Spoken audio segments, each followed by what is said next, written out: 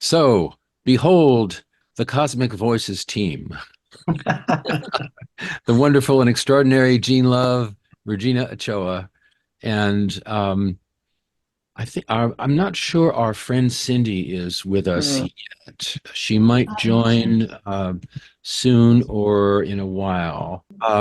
Anyway, Jean, Regina, would you like to just sort of do a little personal check-in first, and what's happening with you in your lives and in any of the extraordinary phenomena that we're all engaged with?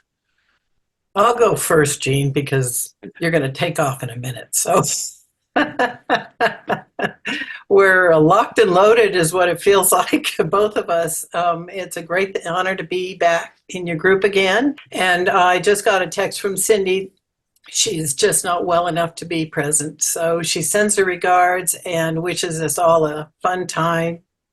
So that be said, um, we thought we'd be talking more about one thing or another, all week long or all the last 2 weeks. Jean and I have been bouncing off different things, directions. But some interesting happenings occurred. And so we have asked that, I asked Dan last night that we brought our focus on uh, not only the voices, but also the process of rescue work. And rescue work is involving the spirits on the other side. It's those here left behind who have lost their family. It's also inadvertent rescue work when a spirit comes to us and we're all of a sudden experiencing their death without having the contact or family members of somebody else. So rescue work is encompasses many avenues of being a psychic or a medium, and it's not just a one area place of being. So Jean and I, this is really where a lot of our work has been, and the fact that we've had the most delightful visitors come in through these rescues, and who've eventually become our friends. We are also dealing with this on a day-to-day ongoing process. And that is what has just occurred again. So I'm going to lead this off, just step back, and Jean, I'll let you go from here.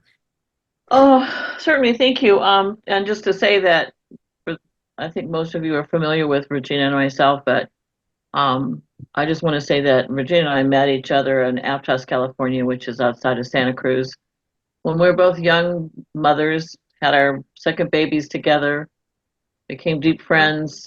I taught her all I knew, and we've had this lifelong relationship that has been spectacular because we're also these, it's like sister mediums, and that's how we came to work with the Challenger crew and then the Columbia and various others, and then of course years later with Cindy, feeling a need to offer something to the world in these hungry times. He came up with Cosmic Voices, and of course Dan helped put it all together and edit and everything, so we could bring in messages from those who have passed to share, what their experiences have been. And in some cases, they've come in several times, and you can see the progress in their awakening back into the greater reality. And I really like that phrase more and more because it's really hard to tell and express all the different places you can go.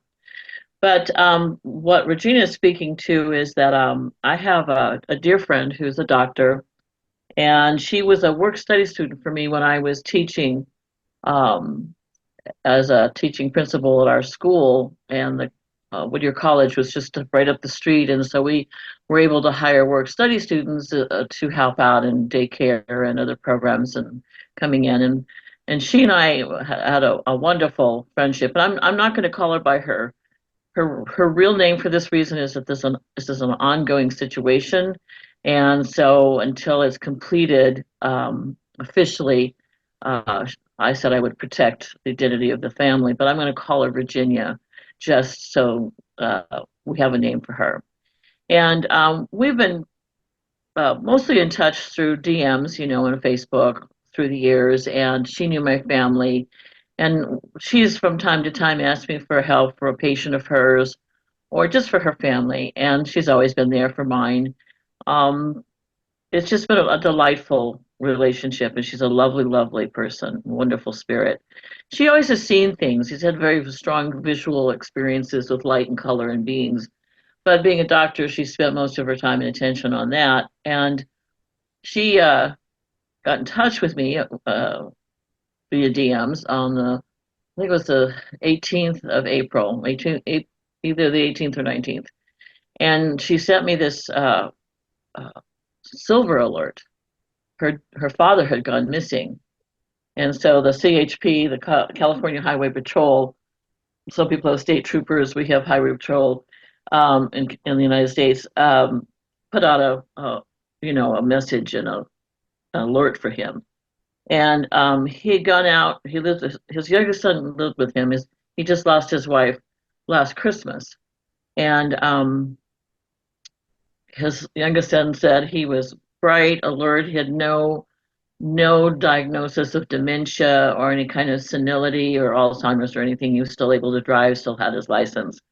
He said, "I'm going to go out and get some socks," and then he didn't come home. And so our authorities put up the helicopters, cars, everything to find him. A 3-day search, didn't find anything. What they did know was that he had driven out Highway 10, which in the United States is a freeway highway that goes in the southern part all the way across the United States. And it's what takes us into Arizona and then into New Mexico and like that. And he had gone all the way to a city or town that's right on the border, just about, called Life, and had filled up with gas. And they had pictures of him doing that. And then he turned around to come home. And this was late at night, something like 11 o'clock or so. I mean, I have the details, but I don't want to bore you with all that. Anyway, they could see him on camera for about an hour, and then he just disappeared. And when she told me that, I was like, I just knew this was not going to turn out well. And I didn't want to say, well, but it was there. And she kind of knew it too, but they still had hope that maybe, somebody had found him or he was whatever. And you have to understand that that's the desert. And it hasn't been hot yet, like it can be in the summer months, but it still warms up and it gets very cold at night. So that started this whole thing. And so through the process of really being a minister to her and really pastoring her through this event and the series on the conditions, and she to help her, center herself and keep calm and just walk this process. She then flew out, of course, from Connecticut out here to the Los Angeles area. Her brother, the family house that she grew up in, is about 3 or 4 miles from my house. So when he traveled all that way out from where I live, it was a good 70 to 80 miles that he was in his car. And initially, right away, I saw that his car had car trouble. And she said, well, he just had it tuned up. And I said, well, I don't care what you say. This is what I'm seeing. And then he had pulled off the side of the road. And I had seen him get out of the car and start walking. And so that precipitated a whole series of conversations that I have that I'm going to eventually print off. And I'm going to write a little short story about it. I hope that I know I can put a certain version of Other Cosmic Voices on it. And the whole reason why I felt this is important is the dialoguing that went on between Virginia and myself and about her progression and understanding what was going on and the journey of the soul and the light and her mother who had just passed coming to her and helping her. And I saw Virginia go from this child who was devastated that her father didn't have a cell phone and then understanding the ugliness of and the despair of the human field, but then the enlightenment that came into, the greater reality and how she started having experiences with spirit and with her father's spirit. And her growth in this 2.5-week period was absolutely incredible. And he was an interesting man because he immigrated from Nicaragua because the regime at the time was brutal. And so he and his siblings traveled up here, went to school, got jobs, took care of themselves, got married, had kids. And he was just, I met him. I wasn't close to him, but I had met him several times and his wife, so I knew both of Virginia's parents. And she was a hardworking woman, indigenous, and I think the lineages. My mother came from more Spanish. I may have this wrong. I'm sorry. And but he had really had the indigenous, and they were, this was a family that worked their way up and really made something positive contributions. He was very spiritual. He was very religious. He was always praying the rosary. He loved to sing. He was very social, joined different groups, did community work, volunteer work. And so this was really a blow to the family to have him just suddenly disappear off the face of the earth. So as I got to talking to him, I said, it's like nobody could find him. 3 days of searching with, helicopters and drones and horses and everything. And it was really something because he just disappeared. And I never felt any foul play. And the area that he was lost in could be prone to that kind of thing in the desert there, but that's not what I ever felt. And um, so anyway, that went on, and they didn't really find anything. And so finally, she flew out, and her cousin, who's a social worker, and her older brother, and another friend started their own search. And they started from where they lost, his car was last seen, and they found the car within like 10 hours. So it was like, how did that happen? Why was that the way it happened when they had all this stuff up there looking for him? So they found the car. Of course, then they re-engaged in looking again, and the the the uh, the episode as it unveiled went into the reservation, the Native American reservation was there. They got horses, everything involved to find him. Still nothing. And so finally, Veronica had not gone out to the site with them. She had stayed home back. And then finally she said, I got to go be where the car is. And so they all trekked out. That was last Wednesday. They had And found the, Gene, yes, excuse me. Was the car found just at the side of the highway? I'll tell you, yeah, right now. Um, he had pulled off, and he often would parallel the freeway. Out here in California, we have so many freeways, and there's a lot of older roads that used to be the main traveling, and then the highways were built. Sorry, my allergies are really bothering me right now. Sorry. And so anyway, they found the car, and he pulled off close to one of the Indian reservations, the Morongo Casino Indian Reservation, which means nothing to you if you don't live around the area, but that's where he was found. The car was found, and he was not in it. The car was locked. It didn't look like anything negative had come from it, but the father was not around, and I'm going to call him Joseph. And but I saw him in my vision of it. I saw him walking, and it was amazing to me because I had a lot of friends working on this, prayer wise, vision wise, in my group of people that I work with, and it was taking a while to reveal itself, which was kind of an interesting thing. But long story short, hopefully trying to consolidate this. Um, After they found the car on Wednesday, uh, and then they walked around this one field that was close to it. He had pulled off the road. He got stuck in a wash.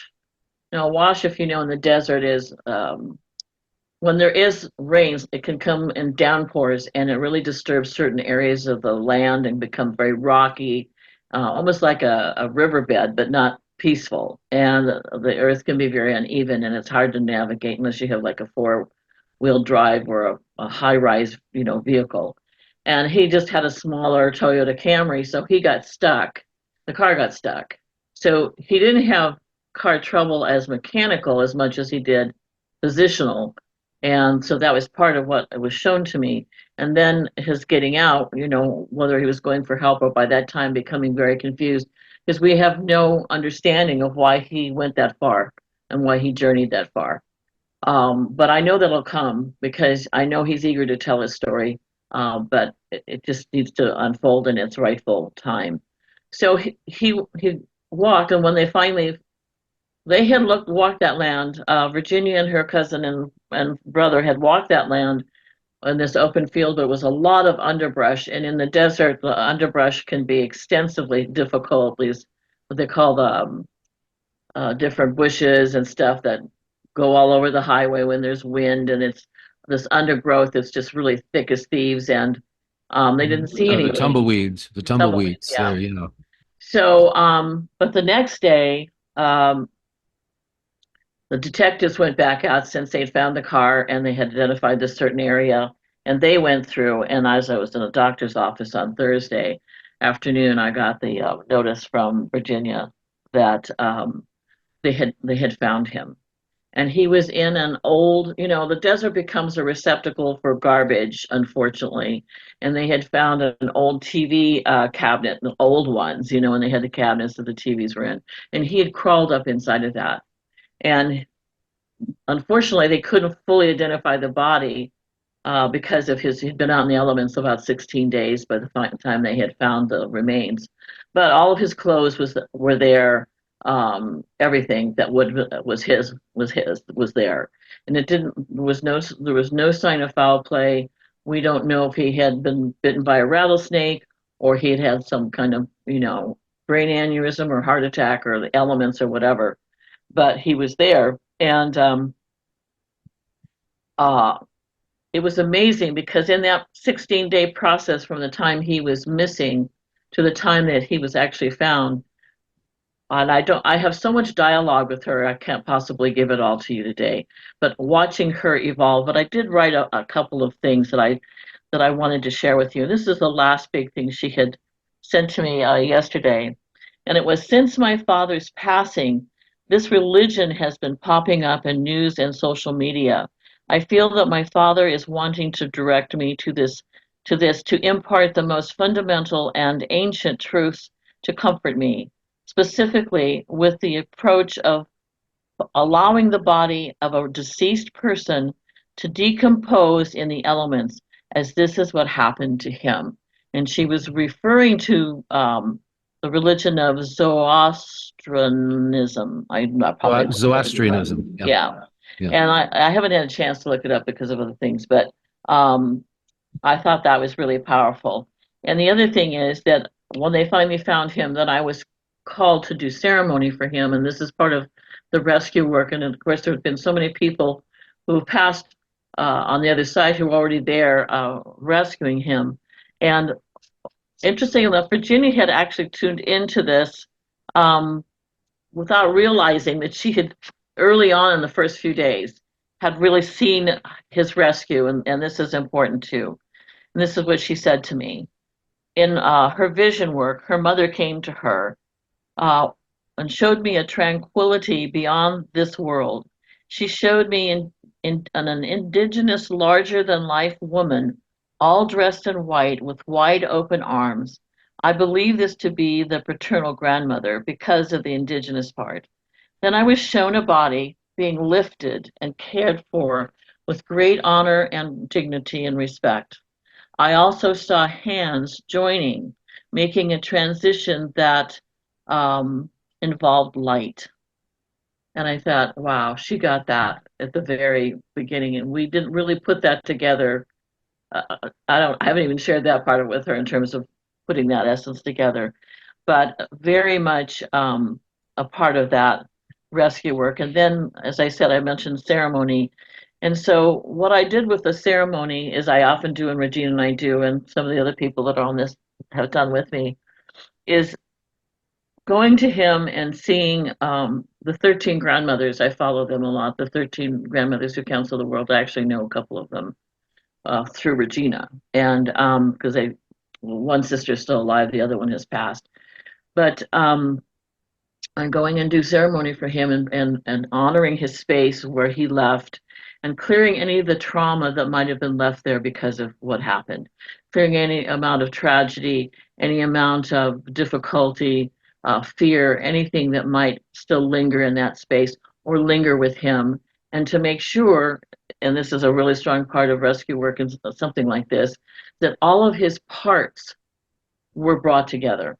So he was not leaving parts of himself out, in the ethers, because that does happen, and that actually has happened very much with the Challenger crew and the Columbia crew, to make sure we get all their parts together, and other people that you would not know who've died in quote unquote tragic situation, to make sure all of him is gathered and all of him is with his soul and back into the world of light. And it was Jean, yes. excuse me, just to clarify something, I'm curious about it. You're talking about the various parts of the solar psyche being perhaps scattered when there's a sudden or traumatic death. In this case, it seems the whole situation seemed more or less voluntary. Right. I know that. How does that how does that differ? Well, it's not voluntary on a conscious level. In other Mm. words, I don't really feel that Joseph knew why he was being drawn to take this adventure. I do Mm. know, because he had said before this happened, that he was getting tired, and he was lonely without his wife. And so that will to stay here was ebbing.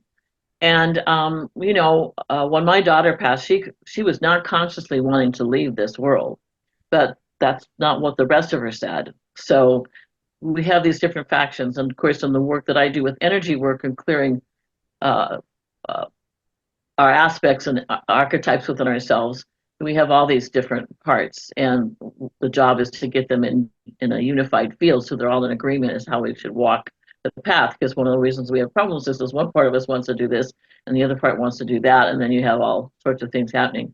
But anyway, just to make sure that all of he is gathered, and that energy of leaving is blessed and reconciled with the earth. And I found it very interesting that Virginia was drawn to this religion that said, let it go back to the earth, because that's certainly what he did. When I was first talking to her, I said, he just disappeared. And we all kind of said that, the psychics and mediums that I was talking to, and like, he just disappeared. And I said, yeah, it's like he just went off into the sunset, like the cowboy movies. And Virginia said, oh, he loved those cowboy movies, and he loved the thought of just going off into the sunset. And I thought, wow, more confirmation, as you said, whether it was conscious choice or part of him choosing, that would be how he would leave, and just go off and leave. So anyway, there's a huge amount of more information on that, but I just feel I wanted to share that with you in the very small level of understanding, as you probably, some of you have done the same kind of work, to make sure people have come over and are really united. And obviously, Spirit knew that he was leaving because they were prepared for him. And they all always knew too that this was a gift that Joseph gave to his daughter, so that she could start really opening up. Because now we're going to do more work together. She wants to, really discover even more about herself, and it's just opened her into a whole different uh, creation understanding. And she said, on the physical level, it's just horrible. But on the spiritual level, she said, it's just the most beautiful thing I've ever experienced. Because she could feel her dad. She knew he was there. He was talking to her and comforting her and laughing and being in joy. And when I asked her if I could share this story, she said, oh, yes, I would love you to. She said, and my dad would love you to share this story. So he, Jean, this is a case where you were involved, but the primary medium, as it were, was his daughter. well, yeah, I hadn't thought of it that way, but that's really true, I guess. Yeah. And then she started from zero basically, and you brought her along and encouraged her and to develop her own sensitivities. I think it's a wonderful story, and I'm interested in how it progresses from here, and how she will make use of her talents going forward. Me too. But I'm grateful to all of you for listening. And the thing that was just an awe for me, and Regina's the one that suggested I share this, was the progression of, as you say, the first medium is Virginia's mediumship just all of a sudden, just in a few weeks, it's always been there as an undercurrent for her. She was always very aware, but never really practiced it because she was focused with was being a doctor and also having a family, raising 2 children. But it just like it was the opening of the gate into the other parts of the universe for her. And anyway, it's been a really profound couple of weeks, walking step by step, holding energy for her, helping her, because there was a lot of criticism from family members once they found out, and just stuff that happens with people who don't handle death well. But I'm proud of her. So thank you for letting me share. Sorry. The theme of rescue seems to be up currently, and Regina, I should say, Regina came through with really an amazing piece of information not long ago. We've just put it up on our Cosmic Voices website, and that was about the rescue team for the Titan submersible, which was lost not too long ago.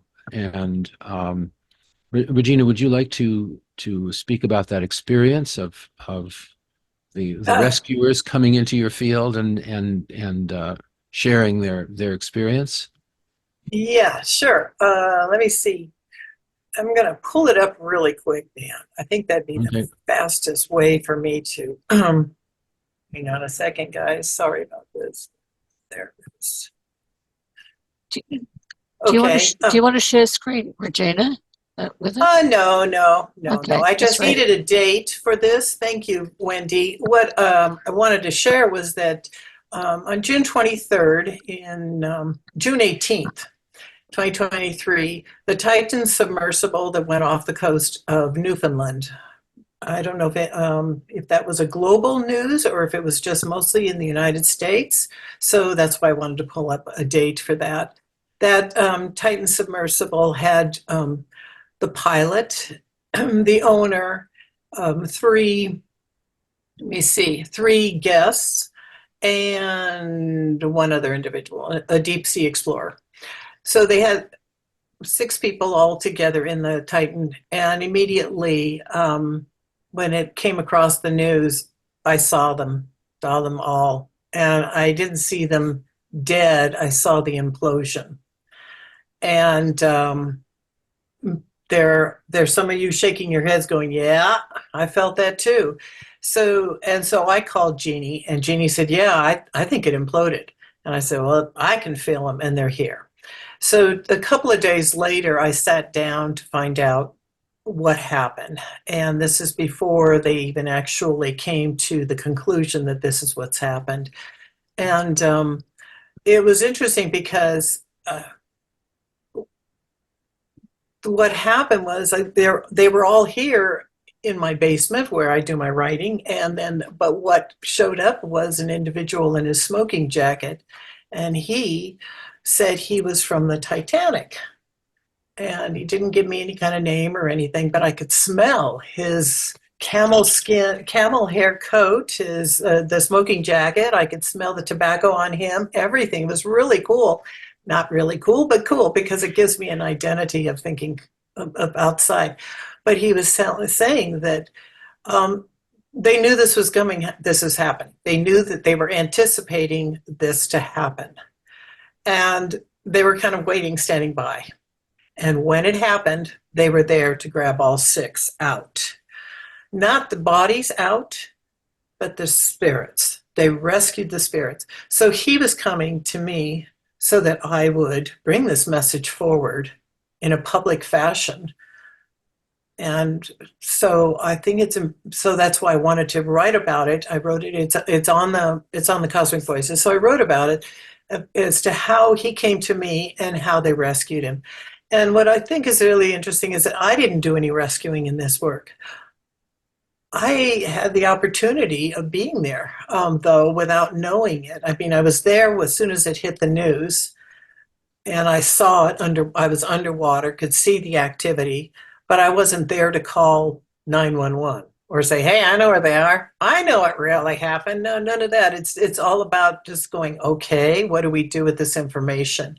Why am I receiving this information? And that is part of the rescue. Why do we receive particular information?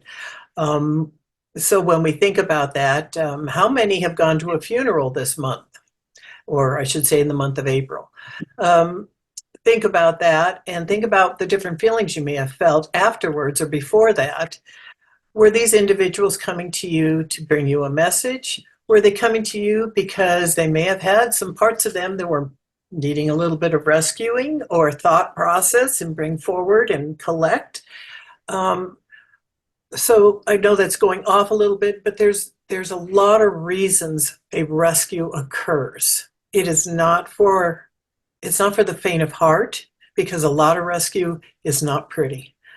And this was not a pretty picture of what I saw underneath the water. It wasn't just an implosion. It was an implosion with body parts. And then you see the submersible, implode, explode.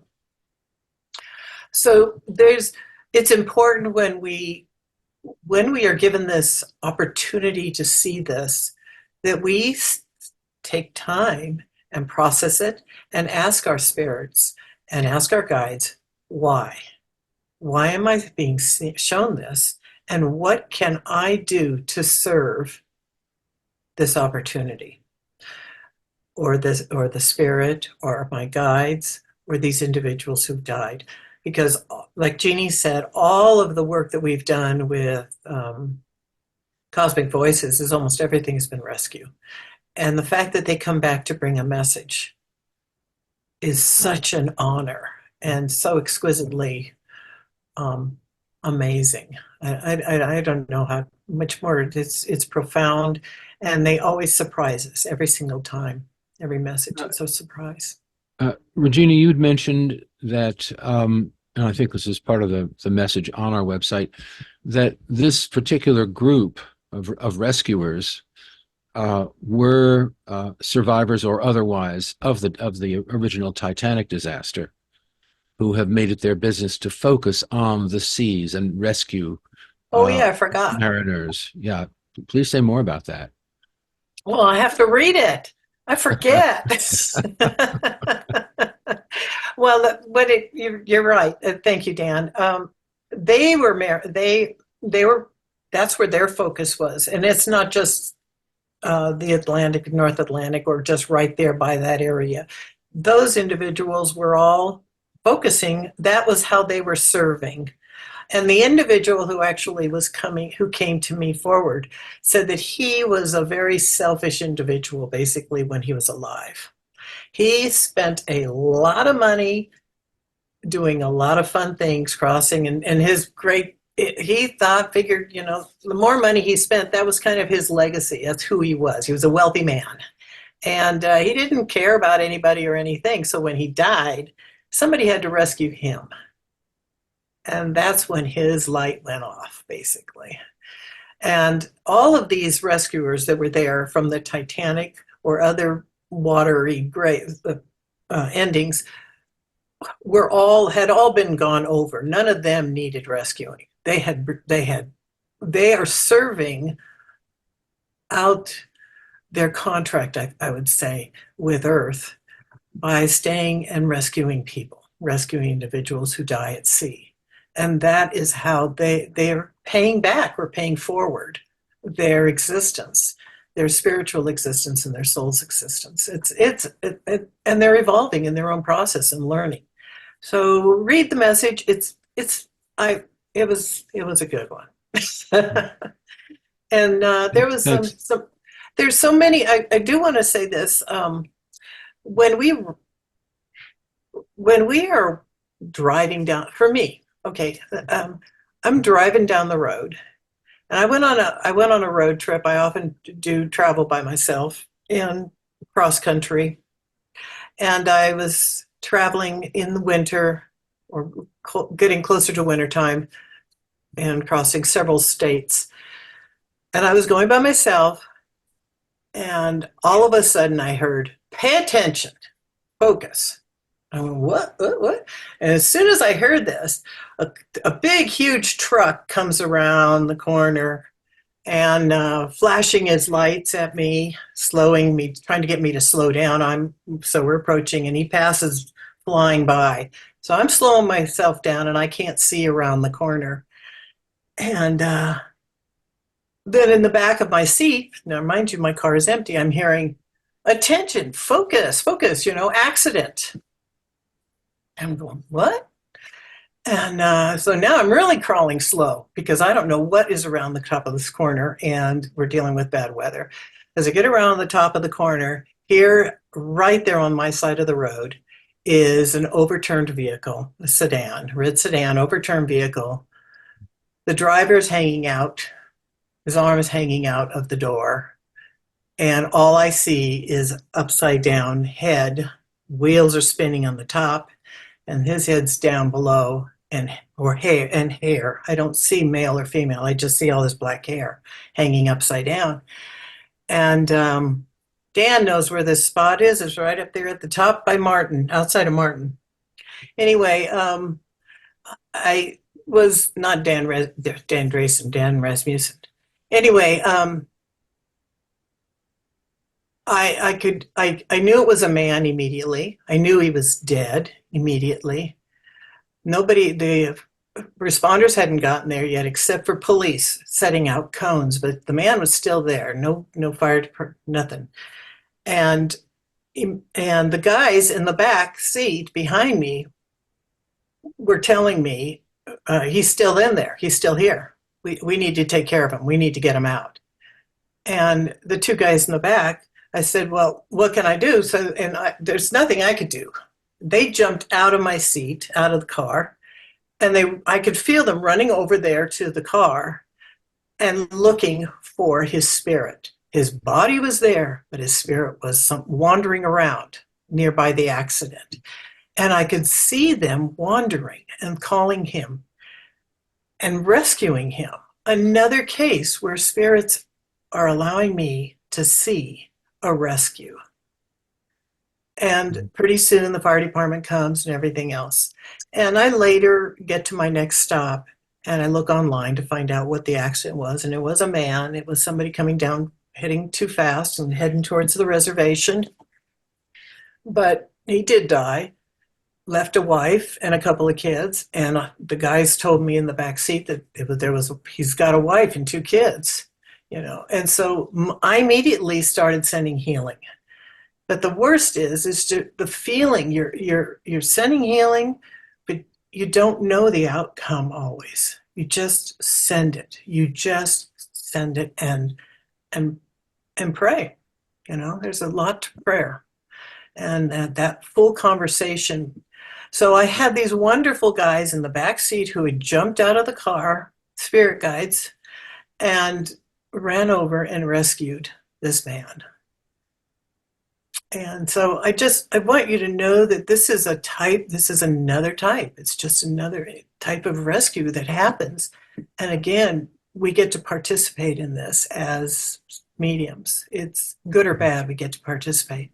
But when I was driving through that accident, and these only happen within seconds, all these things, I could feel the expansion of energy of this man as he was departing his body. I felt like I drove right through his expanded self. And that was the weirdest thing. I've never had that before, and it was like, whoom, Matrix. But anyway, I just chalk it up to one more thing. That's it. That's all I got right now.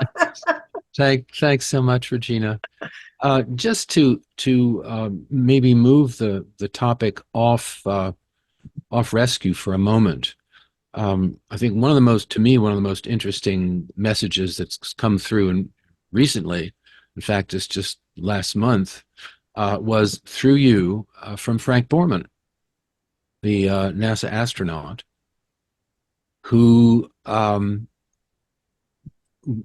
much of the focus of his message had to do with the sightings that he and other astronauts had made of non-terrestrial craft during their careers, and all of the messy politics around that. And I would encourage anyone who's at all interested in the connection between the mystery of the greater reality and the other populations out there to read this new posting. But I'm struck with in all of the channeling that you both did of the Columbia and Challenger crews, that these sightings were very seldom, if ever, mentioned. And I know there's a lot of politics around that within the NASA community, and it may not have been timely then. But what's your take on that? Well, within the last, I don't know, 8-10 months, I have been introduced to a retired journalist from the UK, David Hayth. Maybe some of you know him. And he's very interested in all of this stuff. And he just recently announced that he's not going to do that anymore because he's getting older and his health is not quite as robust as he would like it to be. But he had read the Challenger material where Ellison Onizuka had talked about UFOs, and so had Richard Scobie, and how the government, of course, is in all stages of it, but of course won't admit it. And so Dave really wanted more understanding from us and from the crew with more specific details. And I said, well, I don't have evidential information like they said, go to this position and you'll find that and locked in a ground storage area or something like that. But they talked about it way back then, and I think they were a little hesitant to go too far, just because I think for myself, at least, I mean, I believed in all of that, but I wasn't that comfortable. And I really shouldn't even say that because they spoke their minds freely. But they talked about it back then, but not at length, because they were just adjusting to life after, the physical body had died. But there is mention, but just not to the degree of it. And we have stuff that we've never put on Cosmic Voices from others who have talked about, the moon base and all this stuff that just kind of blows my mind in some ways, and that they're up there, and when we first landed on the moon, that was one of the things that Neil Armstrong saw. They all saw it, and there's mention of that. So there are extraterrestrials, those that come from other places, and there are those that live here, but they're just they live differently, different frequency. There's just any kind of life form. It's just a myriad of them. So, yeah. Regina, anything else that you would like to add about that? That's probably a good thing. I'm burning up in here. It's really cold and I'm burning up. Sorry, I'm looking redder and redder. I'm going. You've been drinking, honey. I look like it. All right. This has been tea, guys. It's tea. As far as the astronauts previously expressing information on the UFO, I'd have to reread all of the transcripts that were done in the first several years, because I was under a deep state when all of those were happening. So I'd have to reread it. But most of the stuff that they had said was when I was doing the channeling in front of the group, the Science Foundation, they were asking specific questions, and I don't recall possibly specifics from the industry asking me about UFOs. And the only one I recall more recent is when Jeanne had channeled, and Dan, you did film it with Ellison, I think it was, who was speaking about the UFOs. So that would have been on later recordings, and that also would be in, I, I think it may actually be under the Columbia channelings. So I'm pretty sure. But sorry, go ahead, Regina. But as far as I recall and know, they didn't ask any of the astronauts coming through specific, tell me about UFOs. Because when we were doing that first year for just the Challenger, they were very specific about science, to the scientific end of it. They were very specific about what went wrong, what happened here, what are you experiencing there, and so that is all that I've got that I recall. I don't have so the Frank Borman thing really was surprised me. I mean, I wasn't expecting him at all, and for him to come through and to say what he did, because he wasn't that kind of a speaker at all. He was very very closed, and so for him to say what he did, there was a huge, there was like a dual personality within me when I was bringing that writing through. So I don't have information on the other. Okay, thanks, Regina. Yeah, just to remind everyone that when we say Cosmic Voices Network, it's a particular website that we have been working on for several years. It's Cosmic Voices, one word, .network. It's not .net, it's .network. So cosmicvoices.network, and then just go to the messages page, and you'll see some of what's been channeled in recent years. There's plenty more material that is not on the website, and some of it's on the way, and some of it is just personal. Many of these communications have simply been between the individual and us. And so, but the ones that have been made public, I think, are quite fascinating, and you just they're all over the place in terms of the personalities, their histories, their experience of passing over, and all that. And if you go to the lower right corner of the page, you will see the listings for the NASA's Challenger space shuttle crew and the Columbia space shuttle crew. And these transcripts are posted on a sort of a sister website that was created by the Foundation for Mind Being Research down in Silicon Valley. And those links will take you to that website, and you can read the transcripts of the much earlier work, and then the more recent channeling, including some audio recordings that were made of these channeling sessions. One of the questions that I've received from people is, why did it take so long for some of the original channelings to get posted on the internet? It was an interval of quite a few years, and perhaps Jeanne and or Regina, you might want to fill us in on that a bit. There's a whole interesting history there too. Well, sure. Since this is my nap time, I have to talk so I can keep awake. Well, whatever. Who says I'm ever awake anyway? I'm always in that greater reality. But when this happened in 1986 with the Challenger crew, it was not expected at all. We went into meditation, kids were asleep, and then all this unfolded, which you can read about. Krista was the first contact. And we began to think that, oh, yeah, maybe this will go on for a while. So we started recording things. And so we made a whole bunch of recordings, which the guy that was living with us at the time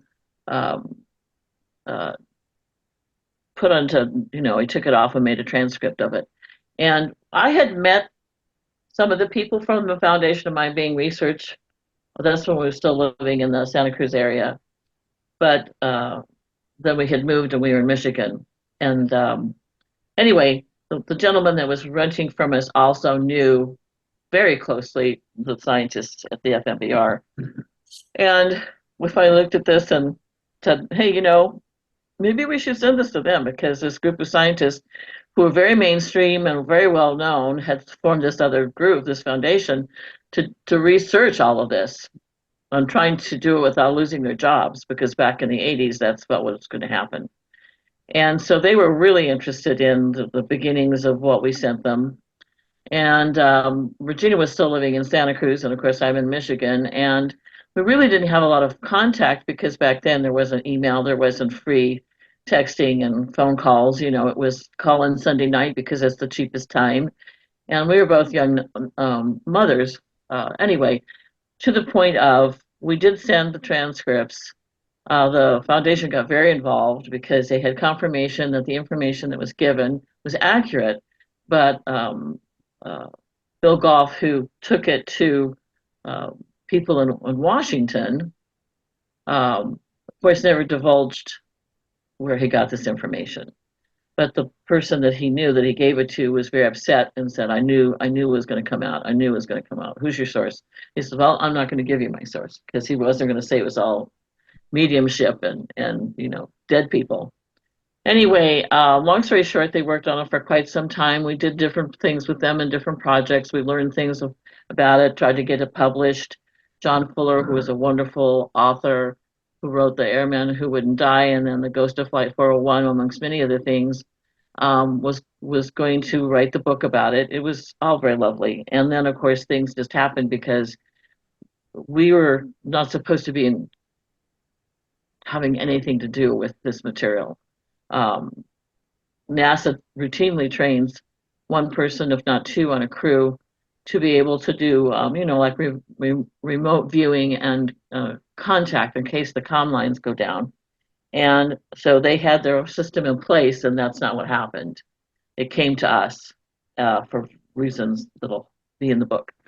Anyway, after a while, it just kind of ebbed out, and we had to go on our ways. And Senator Pell's office had a parapsychology, paranormal division, and they got wind of this. They actually asked us to make videos with conversations and asked, and of course I was stupid and naive, we all were, and we did that. And then, of course, we were told on certain terms that we probably should be quiet about this. I was specifically asked by his head aide, to shut up. And so we Now just this, kind of, excuse me, Gene. Now this had to do with both how the shuttle flights were handled, and the mistakes that were made, but also about quiet about the fact that on each crew there was someone trained as a psychic. yeah, Russia had done this. I mean, it's just known. Anyway, so everything started to just gradually die down. And Bob Shacklet, who was another key person in the foundation, I guess they had kept the tapes that they had made because they had then put the transcripts that our friend had written in. They kept all the transcripts and some other things. But then, unfortunately, Bob died. He passed away in the late 90s, I think. And so all that material got stored into their garage in their house. And we'd have contact with Bob and his wife Edie. We'd have contact with Bill Goff and several people from the foundation over the years because they'd become our friends, very trustworthy friends. But it wasn't until 2017, and this is why there's such a gap, that Jerry Jin, who is a big part of the foundation of Mind Being Research, called me one day. I was sitting here working at my computer, and the phone rang, and I answered it, and I didn't know who he was, and he said, "Is this the Jeanne Love that's connected to the Challenger material?" And I said, "Yeah." So he identified himself, told me who he was. He was so excited. I won't forget that conversation. It was delightful. And the reason why it was so exciting for him is that they had already been putting those transcripts into form so they could put it onto the website. And they kind of wanted to let us know if that was okay. And they had two wonderful editors that worked tirelessly, voluntarily, to put all this material together. And they were getting ready to launch the website. And so they wanted to say, hey, what do you think? Are you okay with this? And we're like, yeah, this is fantastic. So that re-upped everything. And the reason why the material came to them was because Bob's widow, Edie, was cleaning everything out and she found the tapes and she went to Jerry and said, do you want these? And he's like, well, yeah, I think we should do something with these. So all these years later, when it initially started in 86, then to 2017 is when they became much more public. That doesn't mean that Regina and I weren't doing things in the first 3 or 4 years with channeling or having groups or talking about it. That just wasn't on any kind of large scale because there was just so much negative energy around it. And, all the dissing that went on about, oh, you're like Shirley MacLaine, she's crazy and your guys are cuckoo and blah, blah, blah, blah. That's the kind of environment that we were in. Well, I think there are several facets to this, one of which, and this was pointed out to me by Rupert Sheldrake years ago, that if you listen to the scientists after hours when they're exchanging anecdotes in the pub, you'll find that many scientists and academics are already on board essentially, and they're just constrained by their the professional milieu. And so the question to me is not even so much getting the message across, because it's really beginning to pervade our culture in a big way. I mean, you go to Amazon and search on Afterlife, and at least 20,000 results come up. So these things are sort of seeping into the culture. More and more people who have natural mediumship abilities and so forth, who have never come out of the closet, are beginning to do so now. So I think that it's both informational and psychological and social, that we sort of have to proceed on all fronts. And we, with our website, are just been doing our particular part. And everyone's doing things in their own way. I just saw an amazing episode of Jeffrey Mishlov's New Thinking Aloud interviews, which I think this one is officially up today, where he interviewed a man and a woman who were sharing one body and traded off sort of like that, one to the other. It's an amazing backstory behind this. And a lot of this would have been pigeonholed as multiple personality disorder. But when you actually see these folks, I say plural in one body, you see that it's hardly pathological. And then there's a whole story of relationship that goes into this, which he's been going to be doing in a series of interviews. The next interview will be up in a couple of weeks, which is an interview with the woman only, and that'll be followed by an interview with the man only. So there's the common denominator of this, I think, is our shift. It's like the shift from geocentricity to our modern understanding of astronomy. That the question is, are we bodies who have souls or souls who have bodies? I don't think that's a huge leap to make once you acknowledge the possibility that consciousness is not physical, but it is nonetheless real. And so everyone in their own way, I think, is just by being themselves and being willing to come out of the closet and make public what they know and what they've experienced. I think it's what I'm trying to say is, I don't think any one of us has the sole responsibility of shifting the paradigm. I think it's a huge wave that is happening now, and I'm because I'm a very reluctant writer. I'm struggling with my screenplays and another book and so on, and I'll get to it and complete it in due course. And I would only encourage folks who have something to offer in this field to feel easier about becoming more public, because it is getting easier.